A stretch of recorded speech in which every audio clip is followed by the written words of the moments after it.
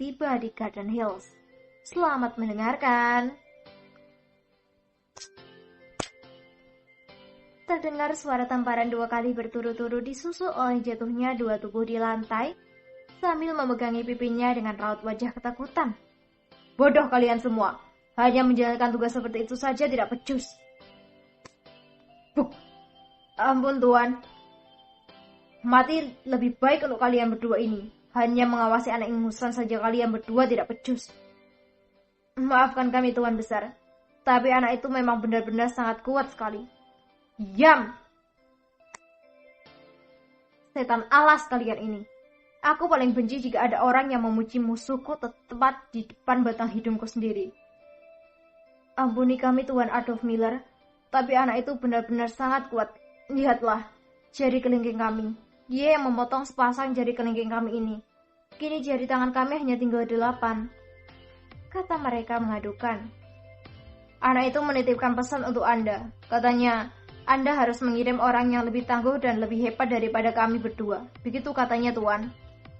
Oh, begitukah katanya? Ya, kalian memang tidak layak.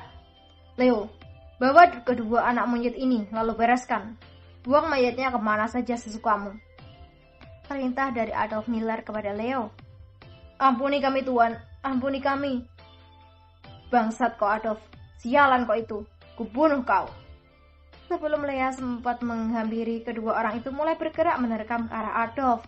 Mereka berdua dengan cepat merapat, memeluk sambil mencekik leher lelaki setengah bayi itu hingga jatuh bergulingan di lantai ruang tengah rumah itu.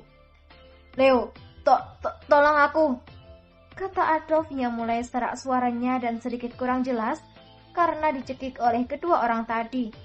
Mati kau bangsat, sebelum aku mati, kau harus mati juga, kata salah satu dari lelaki itu. Leo yang melihat kejadian ini sengaja pura-pura kelabakan. Dia terus berusaha melerai, namun tidak bersungguh-sungguh untuk melepaskan cengkeraman tangan orang tadi di leher Adolf Miller.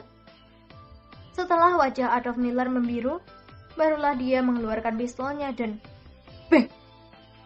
Tampak darah bercampuran cairan putih muncrat dari kepala yang terhantam tendangan timah panas itu muncrat ke segala arah termasuk ke wajah Adolf Miller. Beng! Sekali lagi terdengar suara tembakan dan tampak dua orang itu kini sudah berubah menjadi bangkai dengan salah satu dari mereka menindih tubuh Adolf Miller yang masih tergeletak di lantai. Sialan bangsat ini, nyaris saja aku mati. Mengapa lambat sekali kau Leo? Tanya Adolf Miller dengan nafas terengah-engah. Maaf Tuan Besar, saya harus mencari posisi yang tepat agar Anda tidak terkena peluru, jawab Leo sambil meminta maaf. Ya sudah, buang mayat kedua orang ini. Aku mau membersihkan diri dulu. Oh ya, bagaimana dengan Paul? Apakah dia sudah dapat melacak keberadaannya? Tanya Adolf. Masih belum Tuan Besar, tapi beberapa anak buahku sudah aku tempatkan di setiap kota dan juga bandara. Paul tidak akan bisa lari kemana-mana, jawab Leo. Ya sudah, terus tingkatkan usaha kalian untuk menemukan keberadaan Paul itu. Aku akan menaikkan upah bayaran untukmu. Terima kasih Tuan, kata Leo segera membungkuk. Kita tinggalkan dulu Joe yang berada di Bukit Metro dan Adolf Miller di Megaton. Kini, kita beralih dulu ke Garden Hills bagian timur.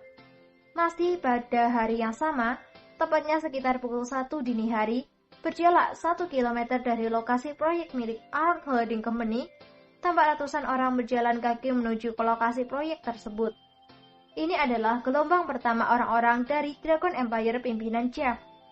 Sedangkan untuk gelombang kedua pimpinan Reagan tiba pukul 5 subuh bersama dengan Draco, disusul oleh rombongan wartawan bersama dengan Daniel dan Draco. Sampai di pinggiran lokasi proyek, mereka langsung bersembunyi dan berpencar dari rombongan pertama yang memang sengaja memasang tenda di luar pagar seng dan kawat berduri tidak jauh dari lokasi proyek tersebut.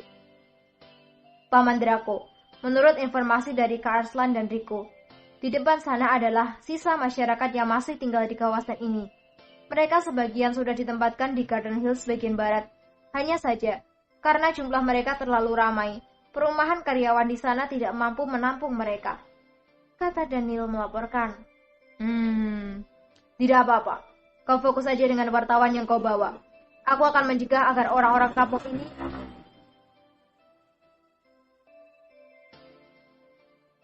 agar tidak terlalu dekat nanti dengan lokasi bentrokan antara kita dengan mereka.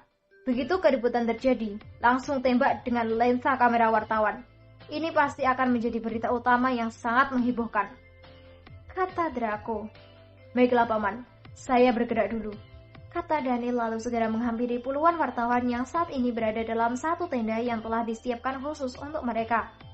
Tak lama kemudian, Jeff dan Regan pun datang menemui Draco untuk membahas lebih lanjut apa yang akan mereka lakukan ketika pagi mulai datang nanti. Kita masih punya waktu. Siapkan spanduk. Tulis apa saja yang bisa ditulis di spanduk itu. Misalnya, kami menolak proyek haram ini. Lalu, pusing otakku. Kalian tulislah apa saja. Asalkan, jangan terlalu norak, kata Draco yang memang malas memeras otak. Baiklah ketua, kami akan mempersiapkan semuanya. Kain putih, kotak kardus, serta papan triplek memang sudah dipersiapkan. Selanjutnya, mari kita tulis kata-kata mutiara yang indah dan syahdu, kata Jeff sambil tertawa. Jeff dan Regan pun langsung memerintahkan kepada anak buahnya untuk menulis apa saja yang bisa mereka tulis dengan tema penentangan terhadap berdirinya proyek milik Arrow Holding Company itu. Di saat yang berada di perumahan staf milik keluarga Miller ini sedang tertidur pulas, mereka yang berada di perkemahan di luar pagar lokasi proyek itu sedang sibuk membuat spanduk bertuliskan penentangan terhadap berdirinya proyek ilegal tersebut. Beberapa orang yang bertugas berjaga malam di dalam area tampak proyek itu melihat semua kejadian ini. Namun, karena sudah terbiasa dengan keadaan seperti ini, mereka hanya bisa tersenyum saja. Karena selama ini, para masyarakat hanya berdemo saja berteriak dari luar pagar tanpa berani bertindak kasar. Satu hal yang tidak mereka ketahui adalah, besok pagi, mereka pasti tidak akan menduga bahwa bisa saja proyek ini akan menjadi lautan api, atau mungkin mereka semua yang ada di dalam kawasan lokasi konstruksi itu akan dikubur secara massal di dalam satu lubang yang akan digali oleh alat berat. Karena yang akan melakukan demonstrasi besok bukanlah masyarakat kampung, melainkan anggota dari organisasi Dragon Empire dari beberapa kota dan daerah di negara ini. Bagaimana? Apakah semuanya sudah siap? Tanya Draco. Sudah ketua. Besok kita tidak mengangkat spanduk ini tinggi-tinggi sebagai pemanasan. Hahaha, kata Jeff. Bagus, sekarang istirahat dulu. Masih ada waktu beberapa jam, kata Draco lalu segera bersandar di tiang tenda untuk melepas lelah setelah menempuh perjalanan berjam-jam. Halo semuanya,